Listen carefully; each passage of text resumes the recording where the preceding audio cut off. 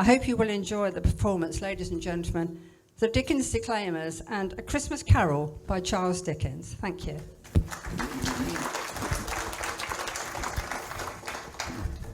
Marley was dead, to begin with.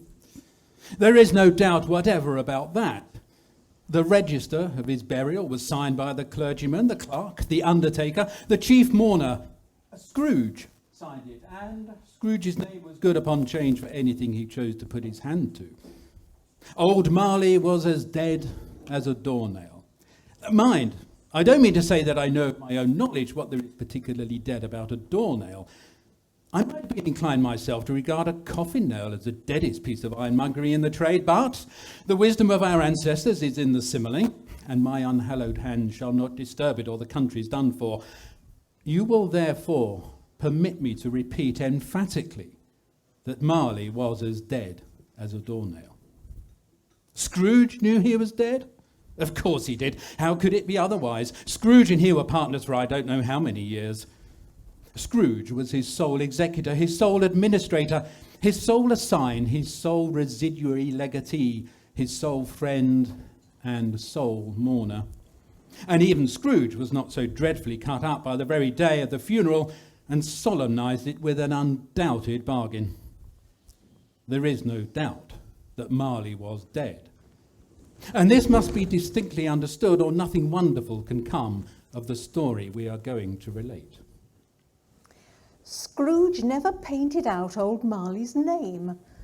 There it stood years afterwards above the warehouse door, Scrooge and Marley. The firm was known as Scrooge and Marley. But Scrooge was a tight-fisted hand at the grindstone, a squeezing, wrenching, grasping, scraping, clutching, covetous old sinner. Hard and sharp as flint, from which no steel had ever struck out generous fire, secret and self-contained and solitary as an oyster. The cold within him froze his old features, nipped his pointed nose, shrivelled his cheek, stiffened his gait, made his eyes red, his thin lips blue, and spoke out shrewdly in his grating voice. A frosty rime was on his head and on his eyebrows and his wiry chin. He carried his own low temperature always around with him. He iced his office in the dog days, and he didn't thaw it 1 degree at Christmas. External heat and cold had little influence on Scrooge. No warmth could warm, nor wintry weather chill him. No wind blew bitterer than he. No falling snow was more intent upon its purpose. No pelting rain less open to entreaty. Nobody ever stopped him in the street to say, "How are you?" On Christmas Eve, Scrooge sat busy in his counting house. It was cold, bleak, biting weather. He could hear the people in the court go wheezing up and down, beating their hands upon their breasts and stamping their feet upon the pavement stones to warm them. The door of Scrooge's counting house was open, that he might keep an eye on his clerk, who, in a dismal little cell beyond, a sort of tank, was copying letters. Scrooge had a very small fire, but the clerk's fire was so very much smaller, wherefore the clerk put on his white comforter and tried to warm himself at the candle, in which effort, not being a man of strong imagination, he failed. Scrooge's nephew enters. A Merry Christmas, Uncle. Humbug. Christmas a humbug, Uncle. You don't mean that, I'm sure. I do. Merry Christmas. What right have you to be merry? What reason have you to be merry? You're poor enough. Oh, come then. What right did you have to be dismal? What reason do you have to be morose? You're rich enough.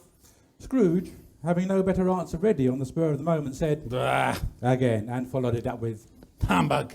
Don't be cross, Uncle. Well, what else can I be when I live in such a world of fools as this?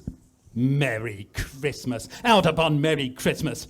What's Christmas time to you but a time for paying bills without money, a time for finding yourself a year older and not an hour richer? If I could work my way with every idiot who goes about with Merry Christmas on his lips, they should be boiled in his own pudding and buried with a stake of holly through his heart. He should. Keep Christmas in your way. Let me keep it in mine. Keep it, but you don't keep it. Now look, don't be angry, Uncle. Now come, dine with me tomorrow. Scrooge said that he would see him. Yes, indeed he did. He went the whole length of the expression and said that we'd see him damned first. I'm sorry to find you so resolute. I'll keep my Christmas humour to the last, so a Merry Christmas, Uncle. Good afternoon. The clerk, letting Scrooge's nephew out, let another visitor in. He was a portly gentleman, and now stood in Scrooge's office. Scrooge and Marley, I believe. Have I the pleasure of addressing Mr. Scrooge or Mr. Marley? Mr. Marley has been dead these 7 years. He died 7 years ago this very night. Well, we have no doubt that this liberality will be well represented in his surviving partner. And at this festive season of the year, Mr. Scrooge, it is more than usually desirable that we should make some slight provision for the poor and destitute. Many thousands are in want of common necessities. Hundreds of thousands are in want of common comforts. Are there no prisons? Oh. And the union workhouses, are they still in operation? Well, they are still. I wish I could say they were not. And the treadmill of the poor law are in full vigour then? I was afraid from what you said at first that something had occurred to stop them in their useful course.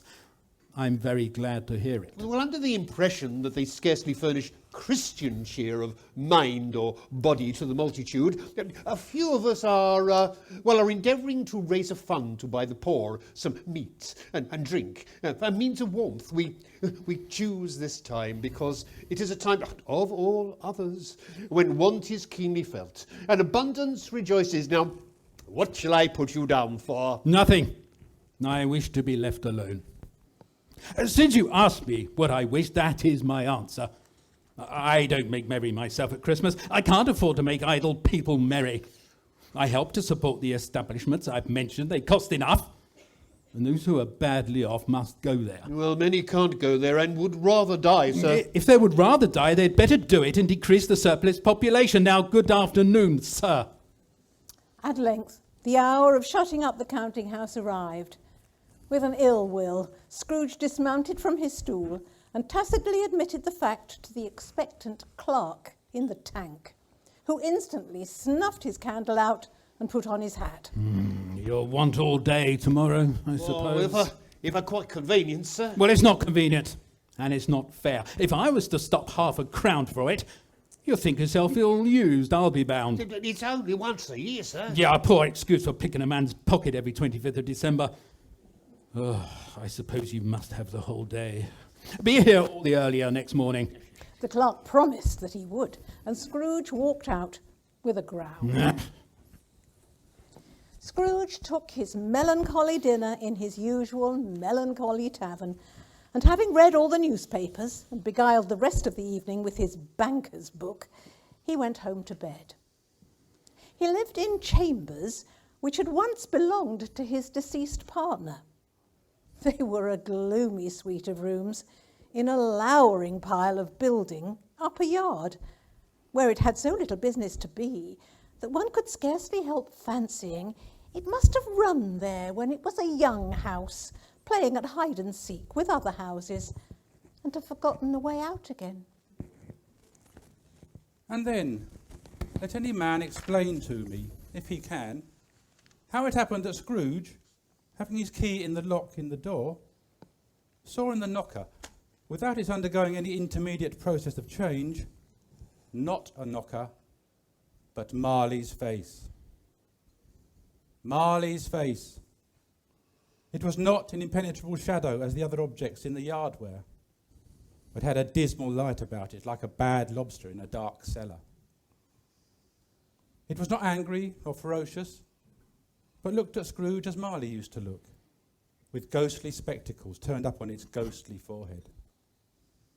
The hair was curiously stirred, as if by breath or hot air, and though the eyes were wide open, they were perfectly motionless. That, and its livid colour, made it horrible. As Scrooge looked fixedly at this phenomenon, it was a knocker again. To say that he was not startled would be untrue, but he put his hand upon the key he had relinquished, turned it sturdily, walked in, and lighted his candle. He did pause before he shut the door, and he did look cautiously behind it, but there was nothing on the back of the door, so he said, and closed it with a bang. Up he went, and locked himself in. Darkness is cheap, and Scrooge liked it. But before he shut his heavy door, he walked through his rooms to see that all was right. Quite satisfied, he closed the door and locked himself in, double locked himself in, which was not his custom. He took off his cravat, put on his dressing gown and slippers and his nightcap, and sat down before the fire to take his gruel. As he threw back his head, back in the chair, his glance happened to rest upon a bell, a disused bell in the room. It was with great astonishment and with a strange, inexplicable dread that as he looked, he saw that the bell began to swing, and so did every other bell in the house. The bells ceased as they had begun, together. They were succeeded by a clanking noise deep down below, as if some person were dragging a heavy chain over the casks in the wine merchant's cellar. Scrooge then remembered to have heard that ghosts in haunted houses were described as dragging chains. The cellar door flew open with a booming sound, and then he heard the noise much louder, coming up the stairs, then coming straight towards the door. It's humbug, still. I won't believe it. His colour changed when, without a sense, it came on through the heavy door and passed into the room before his eyes. Upon its coming up, the dying flame leapt up as though it cried, "I know this, Marley's ghost," and fell again. The same face, the very same. Marley, in his pigtail, usual waistcoat, tights, boots. The chain he drew was clasped about his middle. It was long and wound about him like a tail, and it was made of cash boxes, keys, padlocks, ledgers, deeds, heavy purses wrought in steel. His body was transparent, so that Scrooge, observing him and looking through his waistcoat, could see the 2 buttons on his coat behind. Scrooge had often heard it said that Marley had no bowels, but he never believed it until now. No, nor did he believe it now, though he looked the phantom through and through, though he felt the chilling influence of its death-cold eyes, and marked the very texture of the folded handkerchief bound about its head and chin. He was still incredulous. How now? What do you want with me? Much. Marley's voice, no doubt about it. Who are you? You ask me whom I was. Who were you then? Well, in life, I was your partner, Jacob Marley. Oh dear, I cannot rest. I cannot linger anywhere in life. My spirit never roved beyond the limits of this money-changing hole. And weary journeys lie before me. Yeah, and you don't believe me? No, I don't. Then why do you doubt your senses? Because a little thing affects them. A slight disorder of the stomach makes them cheat. You may be an undigested bit of beef, a blot of mustard, crumb of cheese, a fragment of underdone potato. There's more gravy than grave about you, whatever you are. Dreadful apparition. Why do you trouble me? You're a man of the worldly mind. Do you believe in me or not? And I do. Why do spirits walk the earth, and why do they come to me? It is required of every man that the spirit within him should walk abroad among his fellow men and travel far and wide. And if Well, if that spirit does not go forth in life, it is condemned to do so after death. It is doomed to wander the world and witness what it cannot share, and might have shared on the earth and turn to happiness. You are fettered. Tell me why. Yeah, I wear the chains I forged in life. I made it link by link, yard by yard. It is a strange pattern to you? The weight and the length of this strong coil, you bear yourself. It was full and as heavy as this, 7 Christmases Eves ago, and yet you have laboured on it since. It is a ponderous chain. Jacob, old Marley, tell me more. Speak comfort to me, Jacob. You must have been very slow about it, Jacob, 7 years dead and travelling all the time. The whole time. No rest, no peace, incessant torture of remorse. You might have got over a great quantity of ground in 7 years. Not to know that any Christian spirit working kindly in its little sphere, whatever it may be, would find its mortal life too short for its vast means of usefulness. Not to know that no space of regret could make amends for one's life's opportunities misused. Oh yes, such was I. Such was I. But you were always a good man of business, Jacob. Yeah, business. Mankind was my business. The common welfare was my business. Charity, mercy, forbearance, and benevolence. They were all my business. The dealings of my trade were but a drop of water in the comprehensive ocean of my business. The ghost held up its chain at arm's length, as if that were the cause of all its unavailing grief, Yeah. and flung it heavily on the ground again. At this time of the rolling year, I suffer the most. Why did I walk through the crowds of my fellow beings with my eyes turned down and never raise them to that blessed staff which led the wise men to that poor abode? Were there no poor homes to which its light would have conducted me? Did you hear me? My time is nearly gone. How it is that I appear in this shape that you can see, I may not tell. I have sat invisible beside you many a day. I am here tonight to warn you that you have a chance, oh yes, a hope of escaping my fate. You will be much haunted by 3 spirits. I mean, without their visits, you cannot hope to shun the path I have tread. Expect the first tomorrow when the bell tolls 1. Expect the second on the next night, and at the same hour, and the third upon the next night, when the last stroke of 12 has ceased to vibrate. Yes, look to see me no more. And look that for your own sake, you remember what has passed between us. The apparition walked backwards from him. It beckoned Scrooge to approach.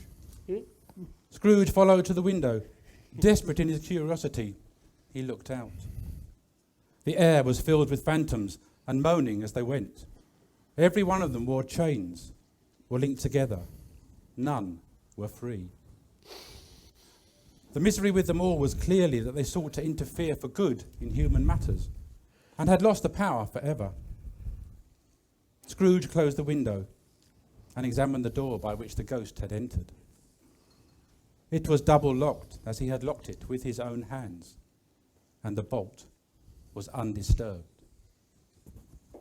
He tried to say, "Humbug," but stopped at the first syllable. And being from the emotion he had undergone, or the fatigues of the day, or his glimpse of the invisible world, or the dull conversation of the ghost, or the lateness of the hour, much in need of repose, went straight to bed and fell asleep upon the instant. When Scrooge awoke, it was dark.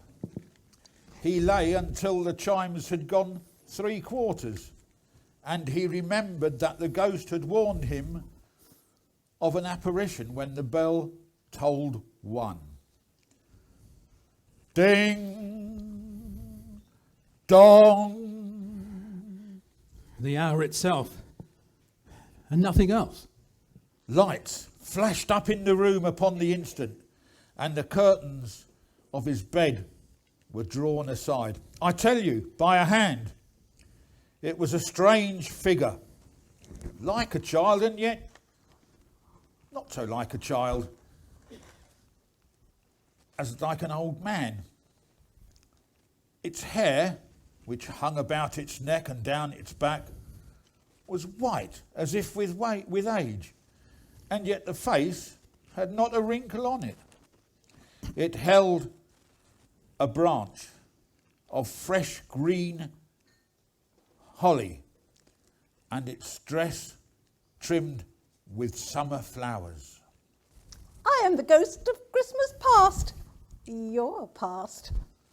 Rise up and walk with me. He rose, but finding that the spirit made towards the window, clasped its robe in supplication. I am mortal and liable to fall. Bear but a touch of my hand. There. And you shall be upheld in more than this. As these words were spoken, they passed through the wall and stood upon a country road with fields on either side. The city had entirely vanished. It was a clear, cold winter day, with the snow upon the ground. Good heaven, I was bred in this place. I was a boy here. Oh, your lip is trembling. You recollect the way? Remember it. And I could walk it blindfold. They walked along a road, Scrooge recognising every gate, post, tree, until a little market town appeared in the distance with its bridge, its church, and its winding river. Some shaggy ponies now were seen trotting towards them with boys upon their backs. All these boys were in great spirits and shouted to each other. These are but shadows of the things that have been. They have no consciousness of us. The jocund travellers came along, and as they came, Scrooge knew the name of every one. Why was he so rejoiced beyond all bounds to see them? Why did his cold eyes glisten and his heart leap as they went past? Why was he filled with gladness when he heard them give each other a Merry Christmas as they parted at the crossroads and byways for their several homes?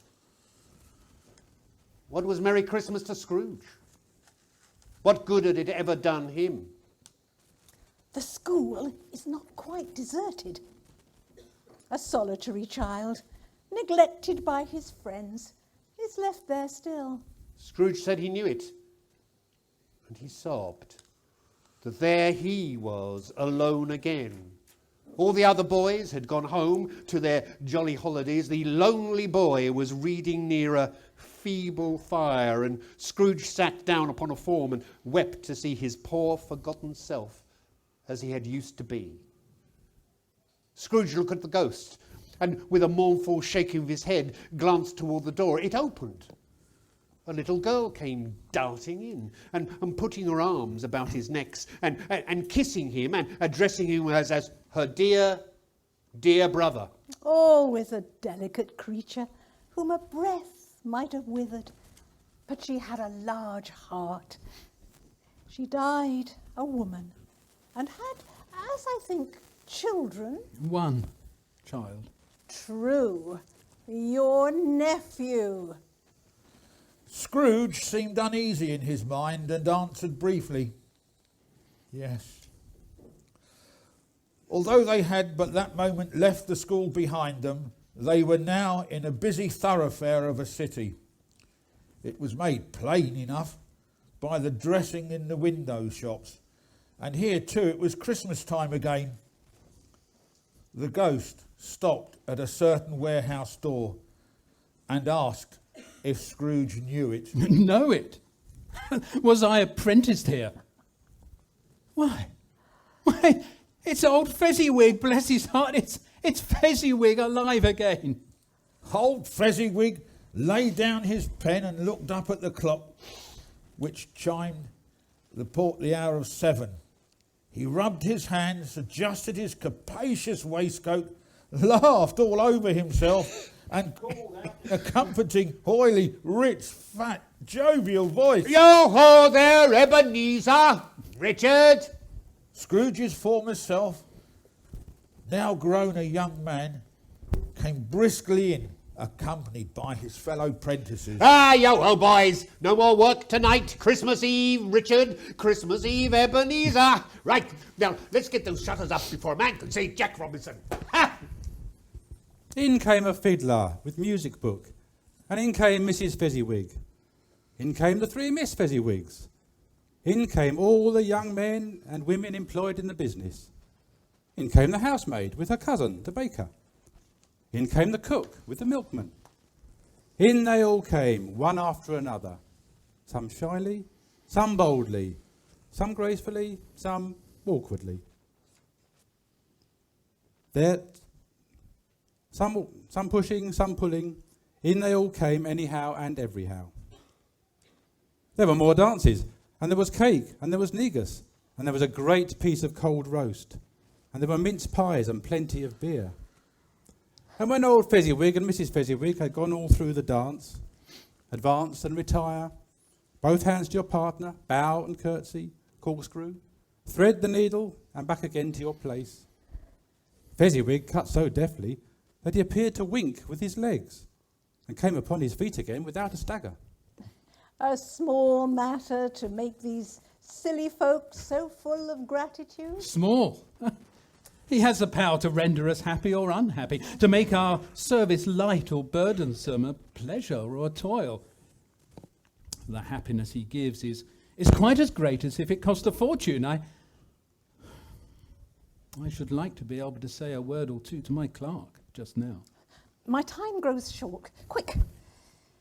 This was not addressed to Scrooge, or to anyone whom he could see, but it produced an immediate effect.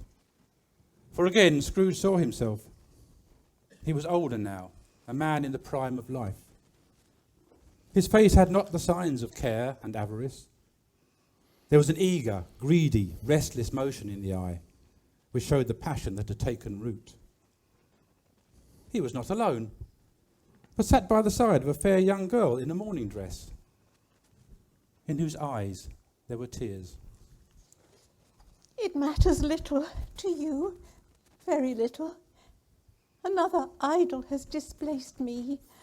And if it can cheer and comfort you in time to come as I would have tried to do, I have no just cause to grieve. What idol has displaced you? A golden one. I have seen your nobler aspirations fall off one by one, until that master passion, gain, engrossed you, have I not? You are changed. That which promised happiness when we were one in heart is fraught with misery now that we are two. How often and how keenly I have thought of this, I will not say. It is enough that I have thought of it, and can release you with a full heart for the love of him you once were. May you be happy in the life that you have chosen.